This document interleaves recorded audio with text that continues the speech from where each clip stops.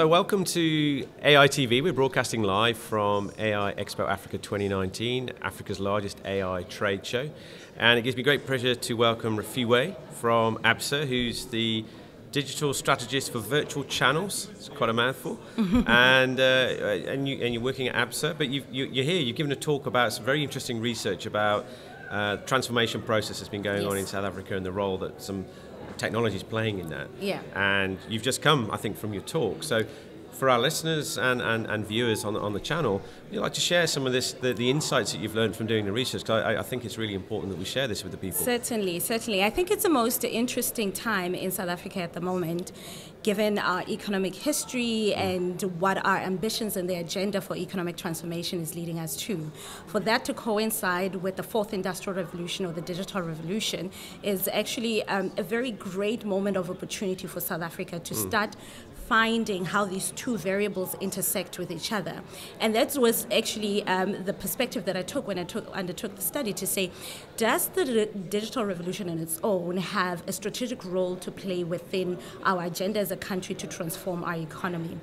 And some of the findings that I'm seeing that came out, and one very interesting one is that this is the very first industrial revolution that South Africa gets to participate in as an inclusive community or an inclusive country.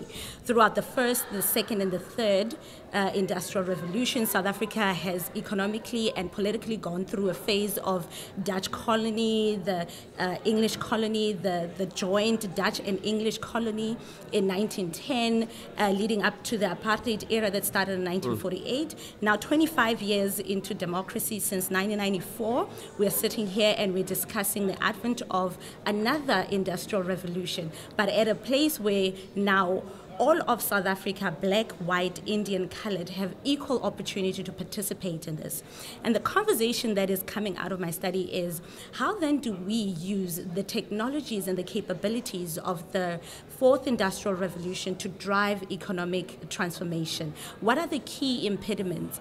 And out of there, obviously, we're looking at unemployment as one of the key headwinds that is facing the South African economy. The second to that is that we're looking at education, we're looking at corruption, and all of these different elements. But what is most interesting, and that came out of my study, is the prioritization of which sectors would be key in driving this change that we want to see. And without any limitations to, government is not efficient and all of the other inherent limitations that come with the public space, the respondents were quite clear that the government and the state-owned enterprise sectors would be the first that would need to be transformed or digitally led for South Africa to actually realize, or to South Africa to actually be able to take advantage of the opportunities that come with the digital revolution. Second to that was the financial services sector, right? I mean, that is a no-brainer. The movement of money and the sector that is responsible for trade and the conduit between party A's and party B is going to be a very important sector that requires transformation for that to be able to happen, right? The third is on personal services, right? Where you and I are concerned, IoT, the things that make our lives easier, etc., and from that consumption.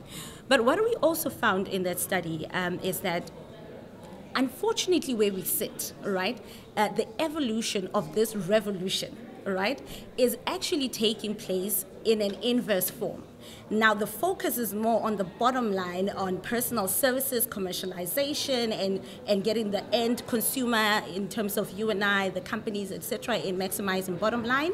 And then, yes, the financial services sector is tinkering with a lot of technology, partnerships with fintechs, APIs, and all the other technologies that come with this moment. And government is actually trailing behind. So you have the situation where the prioritization is giving you a clear angle in terms of this is where we need to focus, but the reality is actually the inverse, right? So in my study, I look at it, and the recommendation that comes out of it is actually embodied in a model that I call the Tlhabanyane hourglass, right? Where now with the finite resources that the state owns, right? Where is it that the state should be focusing its efforts in terms of investment, in terms of policy, in terms of legislative framework, for our country to be able to realize the true benefit of the Industrial Revolution, right?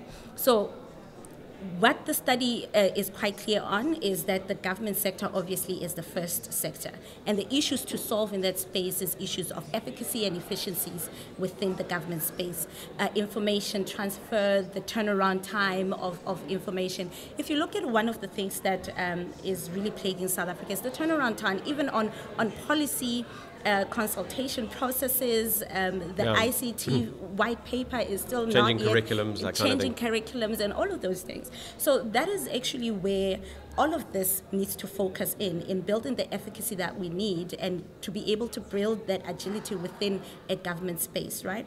Once that has been put in place, then the second layer is obviously in the conduit of trade. That is not a negotiable layer. And then all the other sectors that will benefit from there will then subsequently benefit from that. It's a very interesting space to be in. And it's been quite an exciting journey. So how long did it take you to do? I mean, that was an amazing, detailed response to the work you've done. I mean, but how long did it actually take you to do the work, and how many sort of different companies and entities did you talk to? So it was part of my master's in business administration research project. I started the project around April, and by October I had submitted the paper. So it's literally about 4 months. This was last year? This was last year in 2018. Right. So it's literally 4 months. I only made it public in 2019. Okay. But can we find your paper somewhere? Or? Yes, it's on my LinkedIn at the moment. I'm preparing to publish a journal very soon. Well, we'll make sure it's in the YouTube link. Definitely. We'll put it in there. So anyone watching this, if you just scroll down, we'll put the link to the paper in there. Absolutely. So it took me about 4 months to round it up. I spoke to captains of industry across various sectors. There were limitations around some of the accessibility because now you're speaking at very high levels. Some people are a bit proprietary in terms of sharing. To share. Yes, absolutely. Yep. So, but the sample was actually quite wide, and it was around people that understood the space and digital revolution, people that are captains of industry across all of the sectors, financial services, communication, transport, manufacturing, etc. So the approach I took on it was literally blank canvas. Let's take an exploratory approach to this and see where does the information lead us? Where does the research lead us? So it's quite interesting. I mean, obviously, since you did your work last year, they formed the Presidential Commission for the Fourth Industrial Revolution. It sits under Minister Abraham's portfolio with President Ramaphosa as the chair. Correct. So are you involved? Have you shared your research with them? I mean, it sounds like you should be part of the army that Stella wants to build, right? So is that some? Have you shared it with government? So I've shared the research with the Deputy Commissioner, the Professor Marana. Yeah. I've had coffee with one of the commissioners in expanding on the study itself. As a matter of fact, when they approached me, they said, "Refilwe, this is really interesting. How do we make this practical? How do we implement this?" Well, that's my first thought. Yeah. So the conversations are taking place, and they are growing and gaining momentum in that space. Okay. Yep. Now, obviously, this is your first time to AI Expo. Mm-hmm. What's your thoughts? I mean, have you learnt new things, met new people? How have you found the show? I think the show has been absolutely amazing, from an expansion in terms of how Africa is approaching AI. And I think what is most encouraging as well from my perspective is how entrepreneurs in the South African context and in the African context are embracing the technology and they just want to run with it. The linkages that one has been able to create in the space has been enormous. So it's been good for you? It's been absolutely wonderful. I mean, I've started the community of practice here in the Western Cape with the Silicon Cape initiative here. So we're trying to look at ways of building Cape Town as a hub for AI innovation. Yeah. And we went through an exercise to look at the key areas we need to focus on, and data liberation was number one. And I think actually much of what you've said in your report is what we've reflected in our own analysis. So I think we're all on the same page. I mean, just to wrap up, what's the next steps for you? So you're still at ABSA, but I mean, outside of that, are you engaged in the follow-on from your research? Are you doing anything? Absolutely, I'm doing quite a lot of work in getting my research out into as many people as possible. Because, look, I wouldn't want to do this and keep it as a nicely big secret and somewhere tucked away in some drawer, on your bookshelf. In a bookshelf somewhere in my house. Yeah. Because the true value of it is this research being proliferated across as many people as possible, and that's what I'm busy with over and above my work. Well, let's help you do that, right? So, look, Refilwe, many thanks for coming. It's been fascinating to. Well, as soon as we spoke on the phone and by email, I knew that this is the kind of thing that we want people to hear in our community and to share it, and then obviously to amplify that out for you and get that message out there. So thanks very much for coming. Thank you. And thanks for coming on AI TV, and we look forward to seeing you in 2020. Thank you. Thanks a lot.